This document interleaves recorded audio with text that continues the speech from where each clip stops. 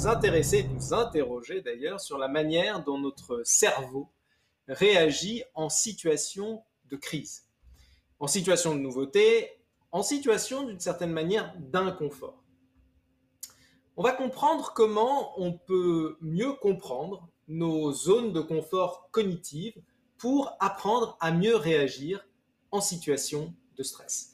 C'est pour cela d'ailleurs qu'on a choisi de recevoir aujourd'hui Deep Bali.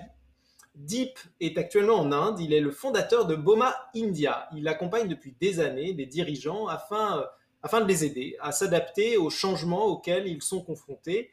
Et il est l'un des grands promoteurs d'une méthodologie, la méthodologie NBI Whole Brain.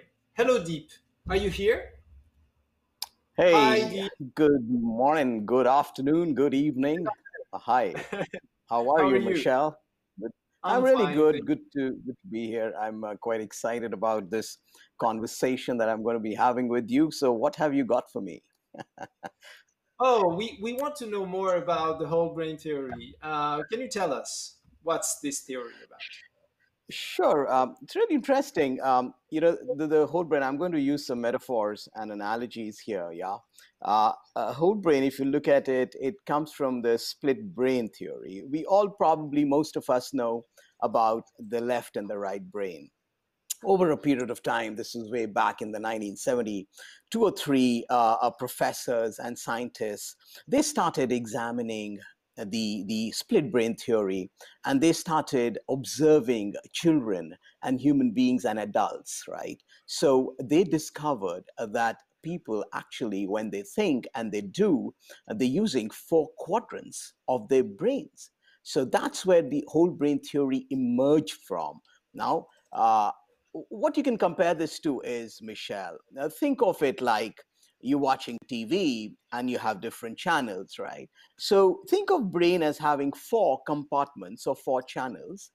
And we humans, by nature, by birth, and by conditioning, we engage towards one of the four channels. I'll tell you what these four channels are. Now, as you're watching TV, you normally, if you're surfing channels, we stop at a channel that we prefer. Is that true? We prefer or we kind of Yeah, are interested in. Now, yes. typically, humans do that. They gravitate and they get attracted to the channel, as in the quadrant, which is what we call the preferred quadrant. Now, I'll tell you what the four quadrants are. That might make it more people will be able to then imagine and understand. Now, we have the L1 and the L2 quadrants, which is the left of the brain. And then we have the R1 and R2, which is the right side of the brain. Those are the four quadrants. Yeah. Now, these four quadrants, each of them has two dimensions. And that's what we mean by the whole brain theory, the 8 dimensions finally. And just to reinforce, we normally have two compartments or quadrants which we prefer. We, of course, humans, Michelle, we leverage all at some point in time. You know, L1 is an analyst and a realist, and Mhm. L2 is someone who's an organizer and a preserver.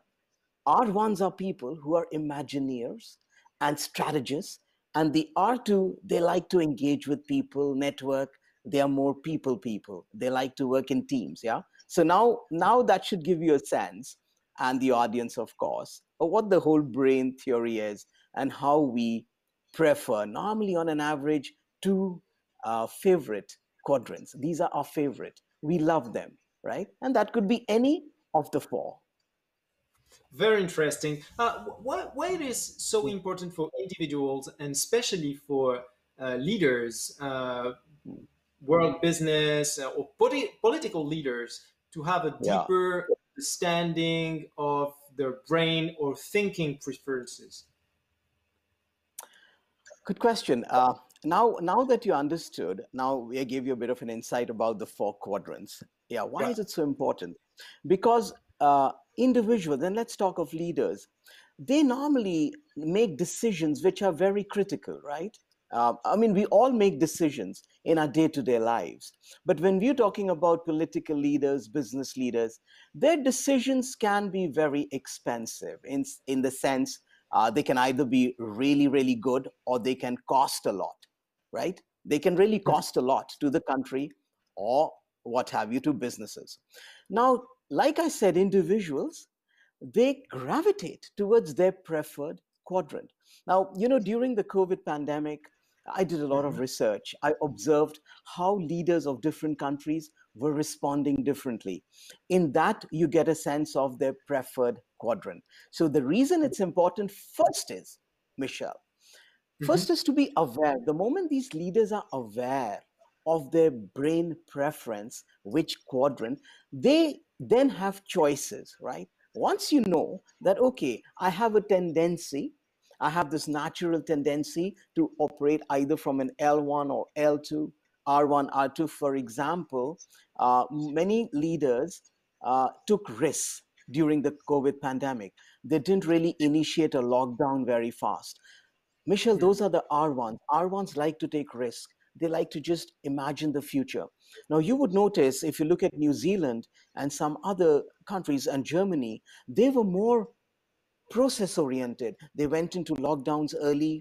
They were looking at safety first, not the economy, not anything. Let's get safe. But that's the difference. So how important then it is for a leader, once you're aware of your thinking preference, like I said, then you can stop and navigate, Michelle, that okay, in this situation, though I prefer being a strategist and I like to take risks, but this is a situation I rather assess. I rather be an L1, or I rather be an L2. Get that? So that's why it's very important for leaders to know their brain preferences, because it has consequences, Michelle. Any decision they make will have huge consequences. And people make decisions vary from their traditional, from their preferred quadrant. And that's Yeah, the power of whole brain thinking. that's absolutely clear. And Does and that by the way, explain? you have worked with many CEOs and leaders. Mm. Um, can you give us some examples of achievements they've done through using this methodology, this theory, through this paradigm? Can you give us some examples, clear examples, simple examples? Sure. Sure. You yourself are a CEO as well, right? So you will be able to relate with what I'm going to say. All right. Yeah. So And I'm I'll give trained. you some. Yeah, I'm gonna be more Sorry. trained with the theory, but already a little bit Yeah. trained. Brilliant. So it's very important for CEOs, and some of the recent. I'll cite some stories, Michelle. I'll share a couple of stories. So here I was working with an organization founded, which was run by a founder CEO, and two of his partners. They were engineers. They were all three gold medalists. And these people started this organization about 10 years ago, Michelle, 10 or 12 years ago. Now, can you imagine the CEO and his partners who were gold medalists, and this was a high-tech organization in computer visioning, AI, and also IoT. Yeah. Mhm. Now, for 10 years, they were actually taking salaries, and brilliant guys, brilliant, knew the work, knew technology, but taking salaries which were probably less than a quarter of what their peers or their colleagues were taking from other organizations and business. Now, when they engaged us, the first thing was, to understand their entrepreneurial DNA, and then just try to evaluate their brain preferences. Now, this is what happened. They discovered through examination. This is an online assessment. It's an instrument which Yeah. tells you about your preference. So the three of them were left brained. They like to assess technology, they like to evaluate, they like to do a lot of research, and then they like the process. Now, for a CEO, what is the most important thing for a CEO?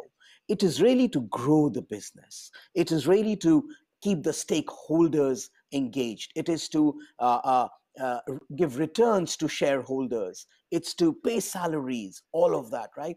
And in all of this, if you are only and a left brain, not taking risks, not looking at opportunities. So the moment they discovered this, and the CEO of the three, one was the coup, one was the heading another section, and the CEO was one of them. Now, the moment all three actually discovered, they started on a journey of engaging the right brain, which was more R1, and also engaging with their people. Now, we noticed that the CEO was in his own world, Mhm. hardly engaged with his other team members, didn't share stories, very transactional and direct conversations. And all that started to change, Michelle. And Mm. within about a year and a half, they acquired some of the largest clients globally, which they never dreamt of. And their sales and their business, as in the sales engine as well, it grew about 2 to 3x in a year and a half. So that should Wow. tell you how brilliantly one can navigate and how important it is to know that as a CEO, what is the most appropriate brain quadrant. Um, Deep, we are in the middle of a crisis, a health crisis, but also an economic crisis and maybe a social crisis. How can we navigate through this crisis caused by COVID-19 more effectively by leveraging your methodology, the whole brain theory? Yeah. Though, Michelle, I have to share with you, there are tons of ways to manage a crisis. And, Kyla gave a lovely Courage. talk just now. Yeah, correct. There are tons of ways. But now, if you want to narrow down to how do we how do we leverage the whole brain, this is what we do, and this is exactly what we encourage people that we coach, organizations we are working with, because many organizations are coming to us with one universal piece common to all, which is our employees, most of them are actually becoming demotivated. They are Mhm. not as productive. They are becoming anxious. So people are becoming anxious, right? Now, this is how you leverage the whole brain. Now that you understand the quadrants, the first thing one does is take a test and understand what your preference is. Because when you know that, wow, you have so many choices, now you know you have choices. So in a crisis, many L1s, now L1s are analysts and realists. What you do is these people assess, the deep dive. Okay, what is this whole virus about? They will deep dive. They listen to a lot of news, and not just from one quarter. They will listen to news from various quarters, various countries, various scientists, various. They won't just stay with one. Now that gives them a bit of an advantage. The advantage is that you really know what to filter, which you've deep dive, you've done your research, and you get a very good understanding of the magnitude of this virus. What can it really do, right? So that's an advantage to be kind of L1, yet at the same time, the R1, which is the strategists, the Imagineers, look at the possibilities that this virus or the pandemic has created for businesses. Businesses have Mm. started to innovate. Look at your own business. I mean, do you even think today, Michelle, that you would be hosting such a fantastic symposium, conference, whatever, what have you, in online, digitally? Would you have imagined if things were normal? No, clearly we Perhaps, perhaps we, not. we switched very quickly because of it. Because of it. Yeah, because that's the stretch. So my what we then that's how you leverage whole brain. You would know now when you talk of leveraging whole brain, what we're really saying, Michelle, is we all know choices. We have 4 quadrants. Depending on the setting, depending on the environment, we can navigate and walk and engage the quadrant which is most important at that time. That is the power of it. And that's what we encourage people in a crisis. Okay, be with people. Maybe some people like to get encouragement. So, okay, you could talk to a doctor, you could talk to many doctors and get comfort. Hey, you know what? Just doctors will advise. So you get a lot of comfort when an expert gives you advice. So it's like when your car breaks down. When your car breaks down or you're buying a new car, you kind of consult a few people, right? You consult engineers, you consult people who know a lot about machinery. So that's an R2 thing. That's engaging with people, see? But those who are just L1, they don't like much and not R2. Now they have a choice. They know, you know what? I think I should talk to an expert here. I think I should not do it all on my own. So you're getting my point. Does that make sense? Absolutely. Can we dive in the individual side of the whole brain theory, and particularly in families? Uh, Yeah, are there some can you give us some example of yeah. consequences of using this theory inside families? Okay. Before we get there, I think another clarification is that how does our thinking preference show up? What are the consequences? So it's important to understand that first. It shows up in the way we communicate. So an L1, people who prefer whichever quadrant, communicate from that quadrant. There's a way they do it. They make decisions. They make choices based on the preferences, yeah, which we talked about. Now, let's come to the family. Let's say, Michelle, Michelle, do you have children? Yeah, have a Okay, daughter. so you have a daughter.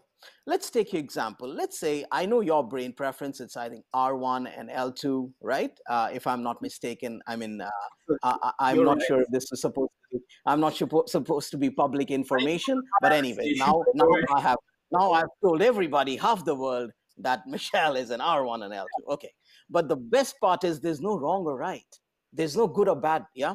So coming back, if you're an R1, and let's say, and I was working with a family very recently with a father and daughter. The daughter took the NBI and the father. They compared because they were having some communication issues. So this is how it shows up. Now, if your daughter, say, was an R1, and if you were an L1, or now that you're an R1, you would probably take risks. You would look at the big picture. But if your daughter is L1 and L2, uh, how it would show up is, so for example, if you ask her, hey, what's your ambition? What do you aspire for? What do you want to do in life? L1s normally would not like that. The L1 would get a little probably perturbed or uncomfortable with those questions. Have you noticed? Some people don't have an idea. That's nothing wrong with that. It's just that they are more into themselves. They're focusing on the now. They're focusing in the current, right? Mm, So some you would imagine some students. I've known students who are so brilliant, yet they don't have an idea of what they want to do because they're just stuck with their subjects. They just want to perform, they want to focus, and that's an L1 trait. Now, how do you communicate? And that's where differences come in a family. For example, your spouse or your wife, she could be an R2 and you could be an L1, and now you're planning a holiday. Now she wants to go to a place which is very family oriented, comfortable, and here you are, want to go to an adventurous place, skydiving. Now see how it plays out. So the point is, there's no good or bad. How we work through this in families, and that's what I advise parents to speak from your child's quadrant. Speak the language yeah. of the other person's quadrant. So I'll give you another example. This real piece that I'm working with, the daughter is very R1. The father is the chief financial officer of one of the largest media companies in India. So he's in finance. He is a very, very strong and a high L1 analyst and a realist. He likes to Mm, analyze, he likes to research. So ask the daughter, what do you want to become? And the daughter said, I'd like to become a detective. Wow. Who in today's day and age wants to become a detective? But she's a very, very, very R1, Imagineer. She wants to take chances. She likes the big picture, all of that, opportunities. And the first reaction of the father was, what? Now, if you know your whole brain, and you would say, okay, let's talk, let's explore more. What are the advantages of being a detective? What are the concerns? What are some hopes? What are the positives? What are the negatives? Now you are actually on the R1. You want to explore possibilities. But normally a parent would say, what? You want to become a detective? No way, because blah, blah, blah, blah, blah. They'd go on and on and on. So that's the beauty. That's when you operate from whole brain. You become a very effective person, a very effective family, and a very effective business person, leader, what have you. Thank you so much, Deep. If anybody wants to do the assessment, it's possible through Boma. I just shared email address through the chat. So, si vous êtes intéressé par le test Whole Brain, n'hésitez surtout pas. Nous avons laissé une adresse email pour nous contacter. Thank you, Deep,